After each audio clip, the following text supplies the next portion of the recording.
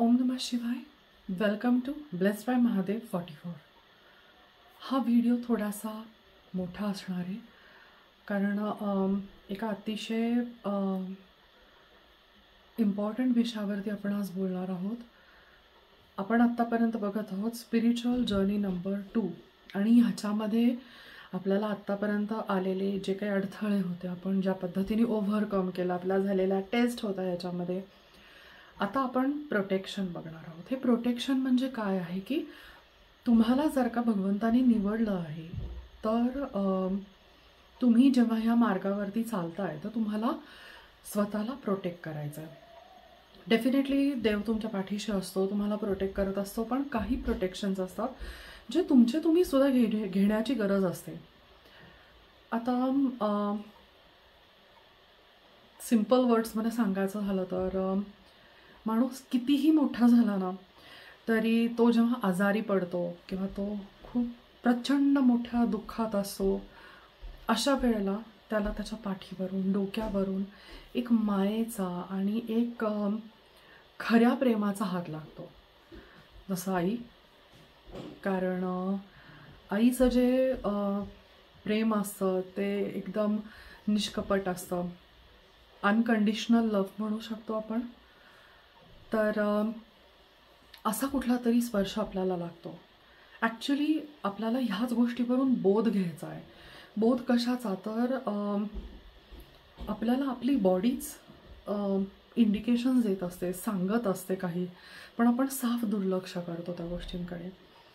आता जसं मी म्हटलं की लहान मुलांनासुद्धा, इवन प्राण्यांनासुद्धा स्पर्श कळतो. तो म्हणजे काय की एखाद्याच्या स्पर्शातून आपल्याला कळतं की त्याला आपल्याबद्दल एक्झॅक्टली काय फिलिंग्ज आहेत. माणूस खोटं बोलू शकतो, त्याचे डोळे कदाचित खोटे बोलू शकतात, एक्सप्रेशन्सही तो खोटे देऊ शकतो, पण स्पर्श कधीच खोटं बोलत नाही. आणि हा स्पर्श हा खूप मोठी बाधा असतो आपल्या स्पिरिच्युअल जर्नीमध्ये. म्हणजे काय? तर एनर्जी ट्रान्सफर हा एक खूप गंभीर विषय आहे. आपण खूप लाईटली घेतो ही गोष्ट.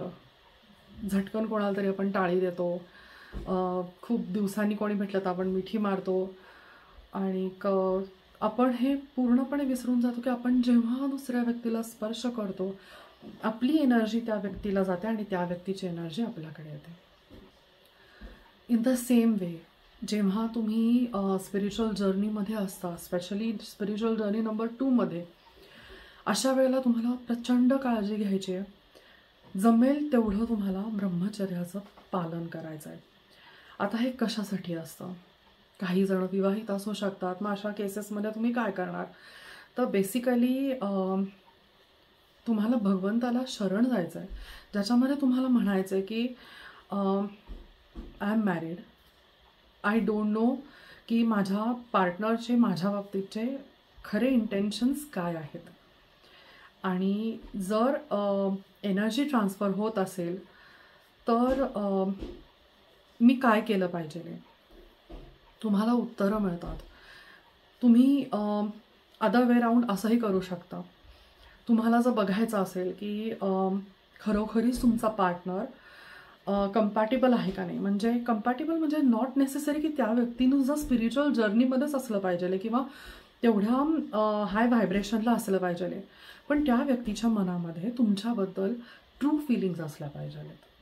ज्या नसतील तर त्या व्यक्तीचा कर्मा तुमच्यामध्ये ट्रान्सफर होतो आणि तुमची जी पॉझिटिव्ह एनर्जी असते ती त्या व्यक्तीकडे ट्रान्सफर होते आणि you again go back to zero. So ही खूप गंभीर गोष्ट आहे आणि तुम्ही एक खूप छोटंसं ट्रायल घेऊ शकता.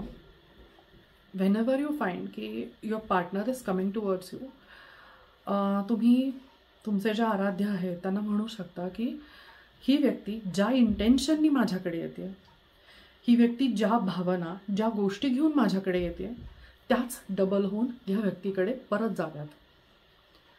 आणि यू वोंट बिलीव्ह, तुम्हाला अक्षरशः काही क्षणांमध्ये कळून येतं की समज जर का ती व्यक्ती मनामध्ये तुमच्याबद्दल वाईट विचार करत असेल किंवा वाईट हेतूने तुमच्याशी संपर्क ठेवत असेल किंवा तुमच्याशी संबंध ती केवळ पैशांसाठी किंवा इतर कुठल्याही गोष्टीसाठी मॅनिप्युलेशनसाठी जर का ठेवत असेल, तर एका क्षणामध्ये चित्र बदलतं.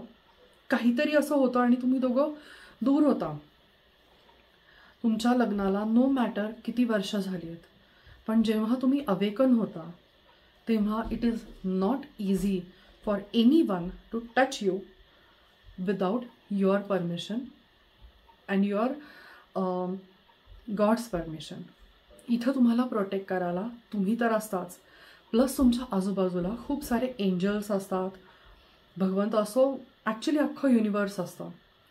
कारण ते तुमच्या पाठीशी जसं तुमच्या ह्या जर्नीमध्ये उभं आहे, तसं तुमची जी आता तुम्ही मेहनत घेतली स्वतःवरती, ती शक्ती वेस्ट होऊ नये ह्या गोष्टीसाठी ते सुद्धा तेवढेच प्रयत्नशील असतात. कित्येक वेळेला जर तुमचा partner, no matter how many years you have spend together, जर का ते खरे नसतील तुमच्या बाबतीत, तर भगवंत त्या व्यक्तीचा खरा चेहरा तुमच्यासमोर नक्की आणतो आणि तुम्हाला दूर केलं जातं. ती तुम्हाला पनिशमेंट नसते. It is not a rejection, it is a protection. तुम्हाला प्रोटेक्ट केलं जात आहे त्या व्यक्तीच्या मॅनिप्युलेशनपासून. हे तुम्ही समजून घेण्याची गरज असते. डेफिनेटली तुम्हाला थोडं वाईट वाटतं, तुम्हाला हर्ट होतं, कधी कधी वाटतं की अरे हे माझं काय नशीब आहे, मी ह्या घरामध्ये ह्या संसारामध्ये इतकी वर्ष दिली आणि आता ह्या फेजवरती येऊन असं व्हावं. पण थोडा धीर धरा, कारण तुम्ही जेव्हा ह्या कार्मिक सायकलमधनं बाहेर येता, तुमच्यासाठी एक खूप उज्ज्वल सुंदर भविष्य हात जोडून उभं असतं. कारण ह्या भविष्यावरती प्रत्यक्ष भगवंताचा आशीर्वाद असतो. अँड बिलीव्ह मी, हे खूप खूप खूप ऑसम असतं. तुमच्या कल्पनेच्या पलीकडचं असतं. म्हणजे तुमचा प्लॅन जर हा असतो तर भगवंताचा प्लॅन हा असतो. सो आपली एनर्जी जपायची. अननेसेसरी फिजिकल कॉन्टॅक्ट कुठल्याही व्यक्तीबरोबर टाळायचं आहे आपल्याला. शेक हँड करणं, भेटणं, गळ्यात गळे घालून बसणं, शेजारी बसणं. You are not suppose to touch people unnecessarily. Don't waste your energy.